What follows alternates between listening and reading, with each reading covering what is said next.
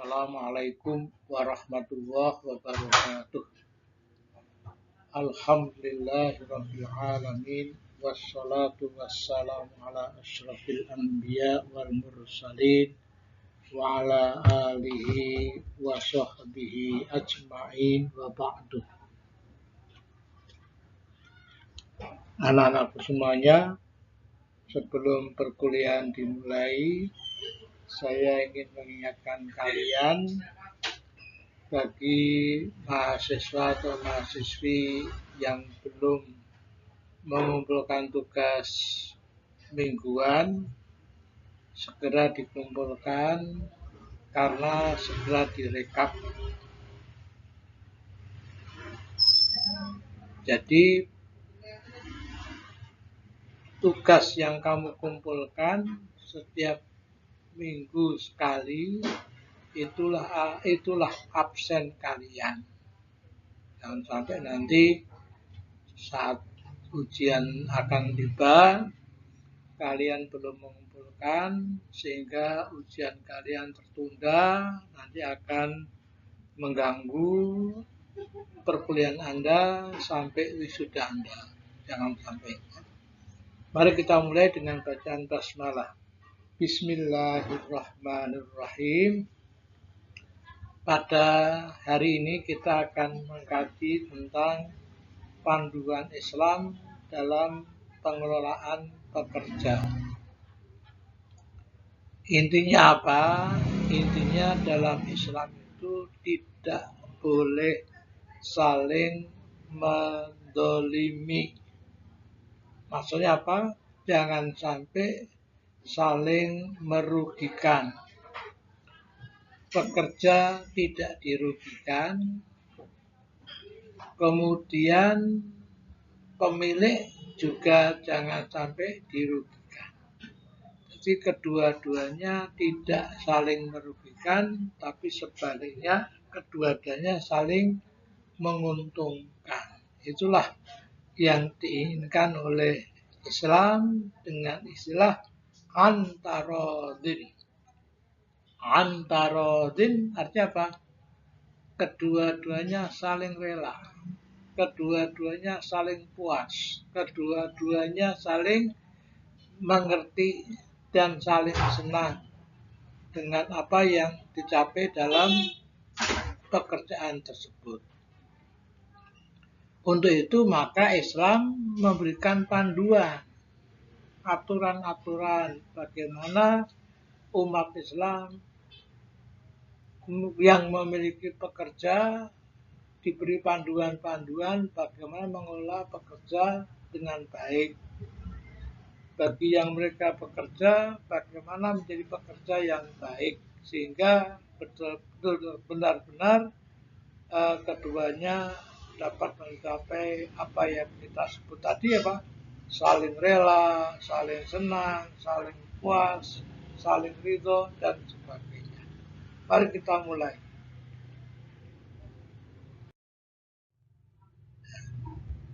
Jadi dalam pendahuluan ini dikatakan bahwa Islam adalah agama yang sempurna. Jadi apa-apa yang terdapat dalam ajaran Islam, terutama dalam Al-Quran dan Hadis, itu sudah komplit, sudah sempurna. Apa-apa ada di situ. Ya, terkait berbagai macam tuntunan, aturan, perintah, larangan, itu ada semuanya. Kenapa demikian? Karena betul-betul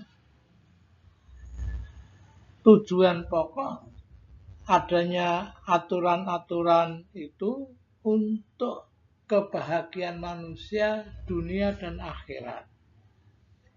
Jadi adanya panduan-panduan di berbagai aspek di dalam Al-Quran atau hadis, panduan-panduan di berbagai aspek tersebut tujuannya untuk apa? Agar manusia dapat mencapai kebahagiaan dunia dan akhirat. Tidak dunia saja, tapi juga akhirat. umumnya kalau kita semuanya melihat lingkungan kita, orang itu yang dikejarnya dunia saja. Tapi kita orang Islam tidak. Dunia kita kejar, akhirat juga kita kejar, kedua-duanya. Sehingga memang kita harus mentaati aturan-aturan yang mungkin oleh teman-teman kita pada umumnya tidak memperhatikan. Umpamanya dengan cara yang halal, itu mungkin teman-teman kita banyak yang menerjang satu yang haram, tapi kita enggak mau. Nah, itulah bedanya. Karena apa? Yang kita tuju lain. Tujuan mereka itu duniawi saja, tapi kalau tujuan kita ya duniawi dan ukhrawi. Maka panduan-panduan dalam Al-Quran dan hadis harus kita taati dengan baik. Kemudian perlu kita pelajari dengan baik bahwa di dalam Islam itu tidak kayak di masyarakat pada umumnya ya. Kalau di masyarakat pada umumnya, siapa yang menilai pekerjaan seseorang itu? Kalau guru ya pengawas. Kalau pekerja ya mandor. Ya, kalau pembantu rumah tangga ya ibu pemilik rumah tangga tersebut. Tapi kalau dalam Islam yang menilai pekerjaan orang itu tiga kelompok. Satu Allah, dua Rasul, baru manusia. Manusia bisa berupa mandor, bisa berupa pengawas, bisa berupa bos, bisa berupa atasan dan sebagainya. Kemudian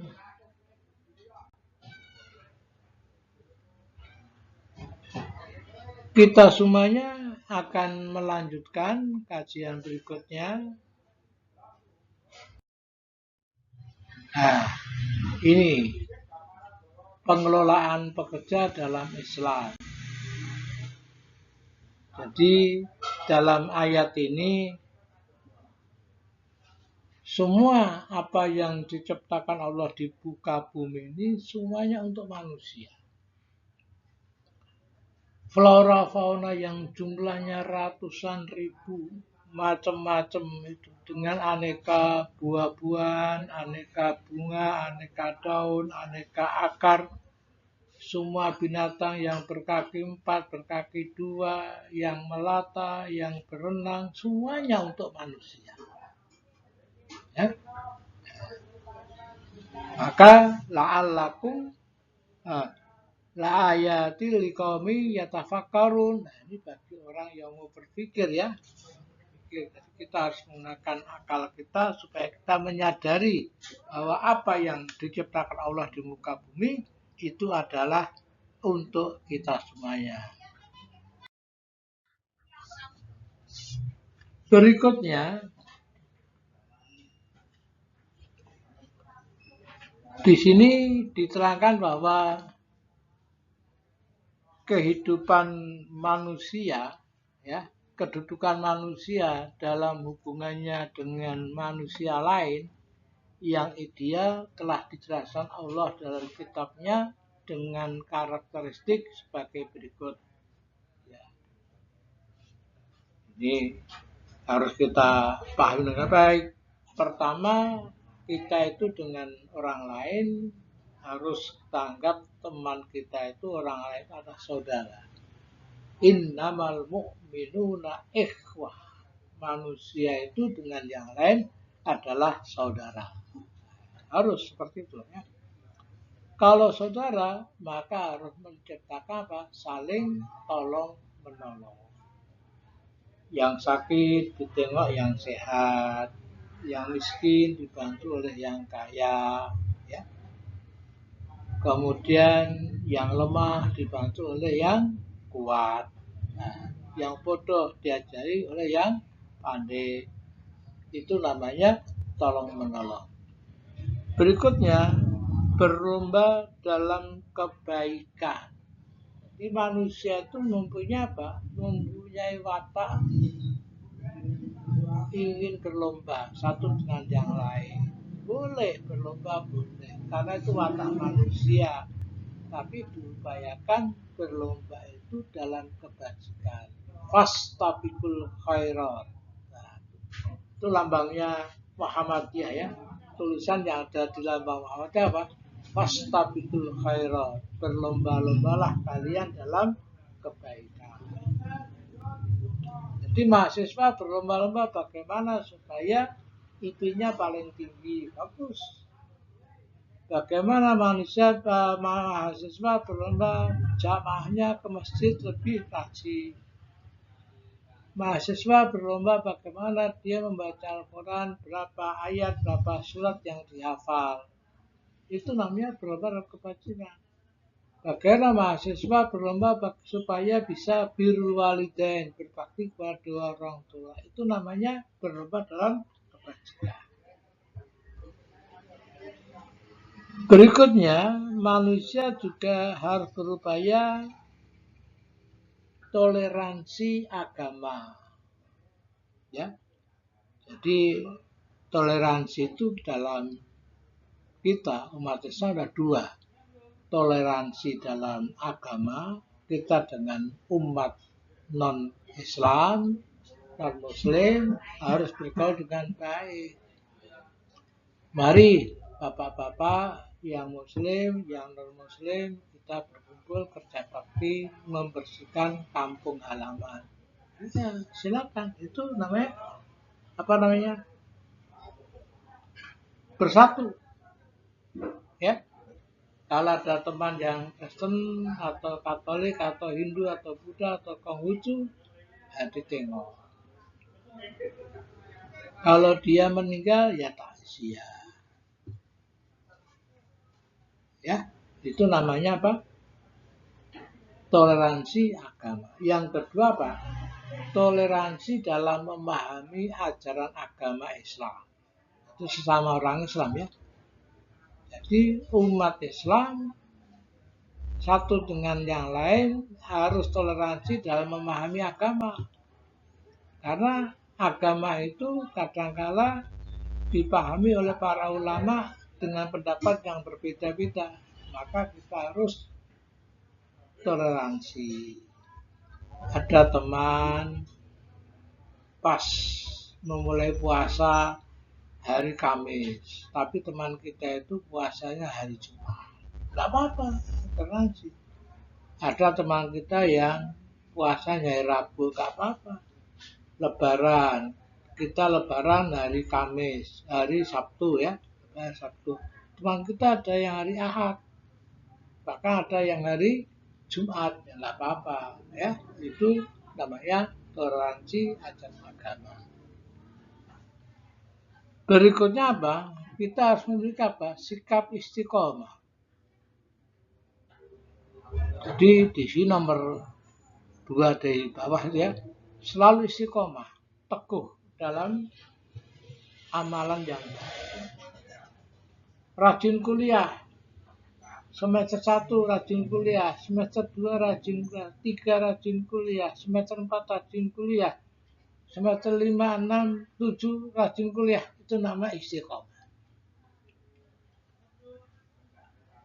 Waktu SD berbakti pada orang tua, waktu SMP berbakti pada orang tua, sampai mahasiswa tetap berbakti pada orang tua. Itu nama istiqomah. Jadi teguh, tetap. Ya, tetap. Bahkan meningkat ya. Meningkat, tidak turun. Dulu waktu SD rajin sholat. Begitu SMP sudah mulai kurang rajin. SMA sudah mulai meninggalkan sebagian sholat. Begitu mahasiswa dia kos nggak sholat. Nah itu namanya istiqomah. Semester 1 rajin sekali kuliah. Semester 2 rajin. Semester 3 agak rajin. Semester 4 agak malas. Semester 5 jarang kuliah. Semester 6 nggak pernah kuliah. Itu nggak boleh. Namanya nggak apa? Tidak istiqomah. Ya. Kita harus istiqomah.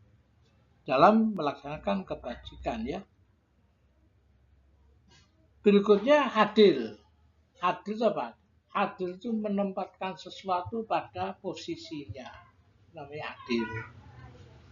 Kalau Anda pakai sepatu di atas kepala itu nggak adil. Pakai topi di atas kaki atau di bawah kaki tidak adil. Menempatkan sesuatu pada tempatnya itulah yang disebut adil. Ya, menyikapi orang fakir, ngobrol dengan orang fakir, jangan cerita tentang mall, jangan cerita tentang hal-hal yang mewah, jangan. Kita harus adaptasi. Orang miskin, kebetulan dia duduk di samping kita, ya kita ajak ngomong-ngomong yang baik, bagaimana sabar menghadapi kemiskinan. Kemudian kita ingin juga bantu setiap saat. Itu ya. Itu namanya apa? Namanya adil. Dia duduk dengan orang bodoh. Tamatan SD. Jangan ngomong yang tinggi-tinggi. Itu nggak adil namanya. Orang yang bodoh ditanya, kerjanya mana mas? Oh saya kerja parkiran di mall. Nah, di mana? Parkirannya yang banyak motor atau mobil. Itu diterangkan.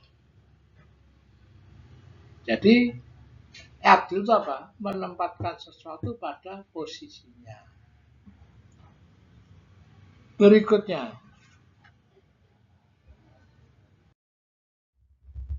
panduan utama pengelolaan pekerja dalam Islam. Yang pertama yaitu perencanaan kerja. Jadi perencanaan kerja ini harus kita susun dengan yang baik, yang rapi. Jadi di Quran ini sampai dikatakan sofang ka'annahum bunyanun marsus. Artinya apa? Seperti suatu bangunan yang tersusun kokoh. Jadi ini pabrik, siapa pemiliknya, siapa mandornya, siapa pekerjanya, pekerja bagian ini, pekerjaan bagian siapa humasnya, siapa transportasinya, itu ditotal dengan baik, direncanakan.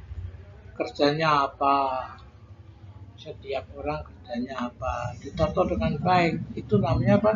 Perencanaan kerja. Kalian sudah pandai sekali ya, sudah kuliah, sudah banyak. Kemudian yang kedua itu adalah rekrutmen. Rekrutmen dalam Islam itu di Al-Quran banyak disebutkan. Termasuk di dalamnya ini kata-kata ayat Al-Quran ini ya, yang terakhir ya, Al-Qawiyul Amin. Al-Qawiyul Amin, surat Al-Qasas ayat 26 ini, apa artinya? Kalau milih pekerja, itu pilihlah yang sehat badannya. Sehat badannya, kuat badannya, ya, tapi juga al-amin, jujur. Kuat fisiknya, tapi tidak jujur. Lebih baik agak kuat fisiknya, tapi jujur. Ya, jadi kalau kita suruh milih antara pekerja kuat tidak jujur, tapi dengan pekerja agak kuat tapi jujur, kita pilih yang agak kuat tapi jujur. Kalau agak kuat itu bisa dikuatkan, ditambah gizinya, ditambah olahraganya, ya, dinasihati dalam pola makan, nah, sama aja akan dapat dijadikan dia kuat. Tapi kalau jujur, wah itu sulit. Kalau sudah terlanjur gak jujur, orang itu angel diatur, sulit diatur. Dalam ayat lain dalam surat Yusuf ayat 100 ayat 55 ya, ayat 55 di sana ada kata hafizul alim. Ini tambahan ya, tambahan dari saya ya. Di dalam surat Yusuf ayat 55 nanti Anda bisa buka, di situ ada hafizun alim. Hafizun alim yang dipilih dalam merekrut pekerja itu yang gimana? Yang hafizun ya jujur, amanah, tanggung jawab. Jujur, amanah, tanggung jawab. Tambah alim. Alim artinya profesional.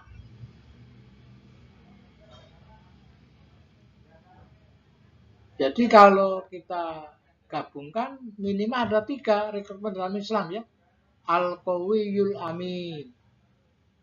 Fisiknya kuat, terpercaya. Ya, 1 fisiknya kuat. 2 terpercaya. Ditambah lagi hafizun. Nah, terpercaya, jujur dan amanah. Nomor 2. Nomor 3, alim, profesional. Itulah, jangan sampai kalian dalam memilih pekerjaan nanti, jangan sampai meninggalkan 3 hal ini. Itu penting sekali itu ya, penting sekali. Nah, meskipun dia keponakan kita, tapi kalau nggak profesional, untuk apa?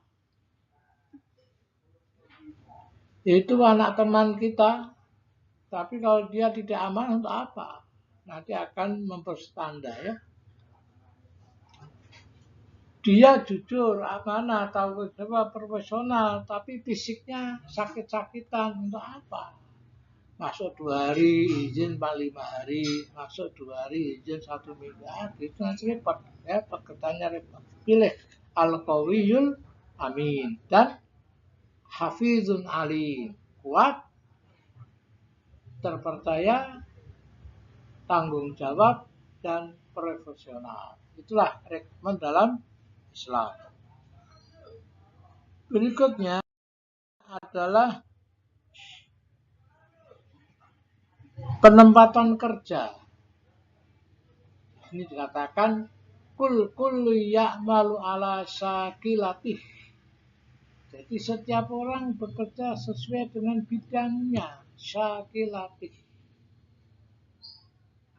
Jadi ketika rekrutmen itu pihak perusahaan sudah memutuskan butuh akuntan 4 orang. Ya. Nanti akuntannya bekerja di bidang keuangan, pengawasan keuangan. Mungkin keuangan pendapatan setiap hari berapa. Ada yang khusus keuangan belanja. Ada yang khusus keuangan untuk gaji dan sebagainya dan sebagainya. Jadi para pekerja bekerja sesuai dengan bidangnya. Ada pekerja bagian teknisi mesin, ada yang produksi, ada yang pengepaan, ada yang penjualan, marketing ya, dan sebagainya dan sebagainya. Jadi ini ayatnya. Setiap orang bekerja sesuai dengan bidangnya masing-masing. Berikutnya apa? Penilaian pekerja. Pekerja itu dinilai. Kalian masih ingat ya, ketika masih SD, TK diajari oleh guru kalian tentang rukun iman. Iman kepada Allah, iman kepada hari akhir, iman kepada malaikat. Nah, iman kepada malaikat untuk apa? Iman kepada malaikat agar kita yakin bahwa apa yang kita kerjakan itu dinilai oleh malaikat. Raqibun atid, yang raqib di kanan, atid di kiri. Raqib mencatat amaliah kita yang baik, atid mencatat amaliah kita yang jelek. Jadi umat Islam itu dalam hal ini merasa diawasi oleh kedua malaikat dari mulai bangun tidur sampai mau tidur. Sehingga nggak ada orang Islam sendirian mencuri, korupsi, puasa karena sendirian makan minum secara luas, nggak ada. Kalau umat Islam itu umat yang baik, ya. Kalau ada itu berarti Islamnya nggak baik. Jadi di dalam perusahaan ya ini semuanya nih, kinerja, administrasi, ada penghargaan, ya macam-macam. Kompensasi ya, kompensasi ini harus diperhatikan, ya. Kompensasi harus diperhatikan. Karena apa? Itu menyangkut apa? Uang. Ya, menyangkut uang. Jadi kalau kita ini berada di perusahaan, ya kita harus hati-hati. Gajinya berapa? Kenaikannya bagaimana? Adalah denda atau enggak? Ada sebagian kantor, sebagian perusahaan, kalau dia nggak masuk sekali, potong sekian. Nggak masuk lagi, potong sekian. Itu ada aturannya seperti itu. Tapi semuanya dibicarakan di awal. Pada awal, itu sudah diterangkan dengan baik. Kemudian berikutnya adalah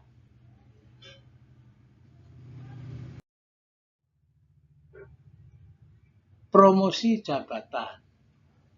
Walikullin darajatun mimma amilu wa yuwaffiyahum a'malahum wa hum la yuzlamun. Jadi masing-masing itu mereka mempunyai tingkatan yang beda-beda. Kualitas kerjanya lain-lain. Ada yang sangat rajin, ada yang rajin, agak rajin, tidak rajin, atau malas, atau sangat malas. Masing-masing harus diberi apa? Diberi gaji honor sesuai dengan pekerjaan.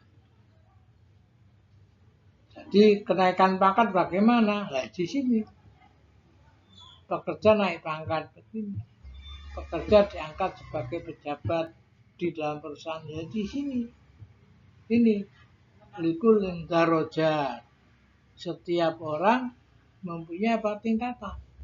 Tingkatan-tingkatan inilah yang dijadikan dasar berapa honor haji yang diberikan. Kapan dia naik pangkat? Kapan dia dipromosikan megang jabatan? Ya, dasarnya apa? Prestasi kerja. Jangan sampai like and dislike dalam pengangkatan pejabat di dalam perusahaan atau di dalam berbagai lembaga, ya. Kemudian berikutnya adalah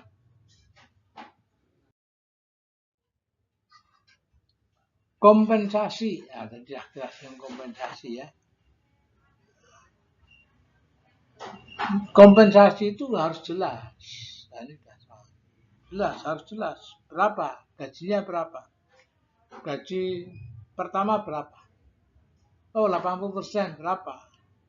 Nanti kapan menjadi 100%? Ya, harus jelas. Kemudian dibayar sesuai dengan SOP-nya, ya. Jadi SOP-nya bagaimana? Ya, jangan sampai menyalahi SOP, ya. Jadi orang bekerja itu memang tujuannya apa? Ingin memenuhi kebutuhan dirinya, istrinya, anak-anaknya, ya. Itu harus diingat. Kemudian ini yang terkenal, ya. Bayarlah sebelum kering keringatnya. Nah, ini sangat terkenal, ya. Jadi memang orang Islam kalau menjadi pengusaha, menjadi pejabat, menjadi atasan, mempunyai beberapa pekerja, jangan sampai honor mereka, gaji mereka, upah mereka ditunda-tunda. Nanti gajian tanggal 1. Nah, ini tanggal 1 pas Sabtu libur banknya, maka ditunda besok Senin. Besok Senin ini karena bendaharanya pergi keluar kota, maka nggak bisa diundur besok kalau datang hari Kamis. Tapi itu namanya nggak boleh, namanya menunda-nunda, nggak boleh. Kalau dia janjiannya tanggal 1, kemudian tanggal 1 hari Sabtu, ya tanggal sebelumnya harus disiapkan. Ya, ini sering terjadi, apalagi bagi ibu rumah tangga yang mempunyai pembantu rumah tangga, itu harus tanggal 1 dibayar. Paling lama tanggal 2 lah. Jangan sampai kita menunda-nunda. Saya ulangi, jangan sampai kita memahami teks ini letterlek.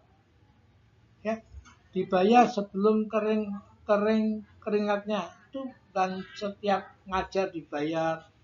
Enggak. Artinya apa? Kita membayar sesuai dengan waktu yang disepakati. Jangan sampai ditunda-tunda. Karena mereka memiliki kebutuhan yang betul-betul mendesak. Yang menunggu tanggal 23 dah nunggu. Uangnya dah habis. Kapan tanggal 1? Kapan tanggal 1? Kapan bapaknya gajian dan sebagainya. Tahu-tahu tanggal 1 diundur. Besok Selasa diundur lagi, ya apalagi seperti itu nggak boleh, ya itu nggak boleh.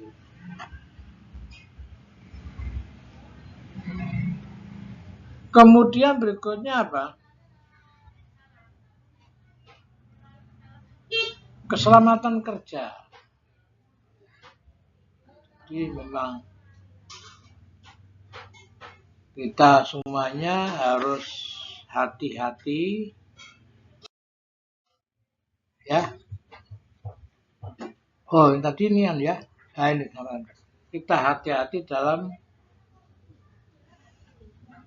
mempergauli para pekerja. Wa anfiqu fi sabilillah. Nah, ini wala tulku bi aidikum ila tahlukah.